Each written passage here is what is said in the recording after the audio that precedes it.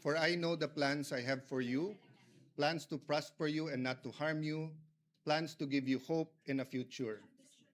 Yan po ang nasa Jeremiah 29:11 na naging isa sa core na paniniwala ng aking pagkatao at pananampalataya. Gusto ko po si Propetang Jeremiah dahil siya po ay nirerespeto at pinaniniwalaan ng Muslim, Hudyo at Kristiyano. Sa mundo ngayon na in crisis, buong mundo na in crisis because of the US-Iran-Israel war, napakahirap minsan paniwalaan na may magandang plano. But I'm always reminded that though people may be liars, God never lies. Though we may be weak, He is strong. But we are reminded that if He has a plan, we have to do the right thing. So let me be explicit. Our job together, my job, is to serve you, dear senators, to serve this nation, to serve God above all, and to do what is right. Napakahirap kung tutusin po ang dinadaanan ng henerasyon na to. Kagabi po, kausap ko po ang pamangkin ni Senator Jinggoy, anak po ni Jackie, si Manu. Nakita po niya ako ng 2006 or 2007 or 2008 nung binisita ko ang kanyang lolo. At sabi ko sa kanya, grabe pala pinagdaanan ng generation nyo. During Duterte's time, depending on your lens, it was a human rights crisis. If you're pro-Duterte, it's a crisis of drugs, where illegal drugs did not only steal lives, did not only steal dreams, but it wrecked communities. It wrecked our government. Of course, if you are from the anti-Duterte lens, the human rights crisis was in the extrajudicial killings. But after enjoying almost 9 years of unprecedented economic prosperity during the Aquino time to the Duterte time, inabot po tayo ng pandemic. So from the human rights crisis to a health pandemic crisis.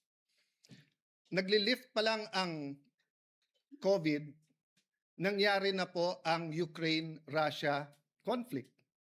Sa mundo na mga kabataan na to ay naniniwalang hindi na posible ang World War III, ay suddenly may major conflict in the West. And then you fast forward, the crisis of the Philippines when it comes to corruption and flood control. The biggest corruption scandal in our country. Hindi pa ho tapos yan, nangyari yung Iran, US, Israel. And then, our young people have to face the prospect of a changing world through AI. And while we are worrying, leaders around the world in Canada, India, US, Australia are excited of AI. They said that it will bring in a new wave of millionaires, billionaires. It will bring in high-quality jobs. Pero tayo po ba'y naghahanda na? We might not feel the crisis here in the session hall, but our people, may it be the Grab drivers, the tricycle drivers, jeepney drivers, yung maliliit na kalendriya, yung mga beneficiaries ng 4Ps, ramdam na nila. So nung kinamayan po ako ng former Senate President Zubiri, sabi niya, hindi siya naiinggit sa trabaho dahil mahirap po ito. But I take a step forward, my dear colleagues, and offer myself to serve you. Just as Senate President Soto said, that he is here to serve everyone, not only the majority, not only the minority. I am here to respect the President, the office of the President, the Vice President, the office of the Vice President, the House of Representatives, and each one of you. In every crisis, there are big winners and there are big losers. Unfortunately, it's the poorest of the poor who is always the losers. So I urge all of you, let's unite, Let's discuss. Before us might be the impeachment. Let it make it very clear. May mga lumabas sa news and hindi ko kayo sinisisi kung sinasabi niyo sa news na ang pagpalit ng leadership ay tungkol sa impeachment. Hindi po. The impeachment is enshrined in the Constitution.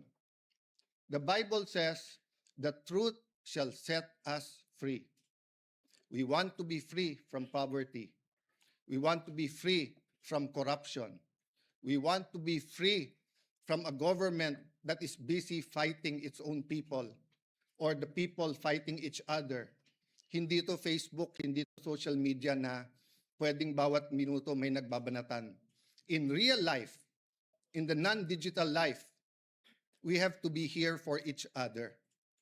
It doesn't mean anything if we are saying we're devout Muslims or we're devout Catholics or devout evangelicals if we cannot love each other. In the Senate, we might not like each other, but I think we can work each other and we can love each other. So let me make it clear. The impeachment will be much, much more than dismissing a complaint because of political affiliation. And it's also much, much more than convicting someone without evidence. Parehong hindi pwede yun. Kailangan guided tayo by the truth, guided by evidence. But the process is as important as the result. Hindi natin pwedeng sabihin, she or he will make a bad president. Or wala na tayong maasahan dyan sa presidente, wala na tayong maasahan sa vice president, impeach na lang natin. Hindi po. The Senate is also on trial. So, dear colleagues, as we ask God to guide us and help us, I'd like to thank all of you who supported me today. I will do my job. But I'd also like to reach out to all my colleagues here today. Ngayon lang naman po tayo na may divisions dahil mabigat ang politika. Pero actually, we've worked together. And if we could only go back 20 years and then go back now, can we go to 20 years from now? And let me tell you what I told the group last night nung nag-meeting kami. Basta't lahat ng gagawin natin, huwag tayong magsisisi. Huwag tayong gagawa na pagsisisihan natin. So feel free to call me out if you think mali ang direction.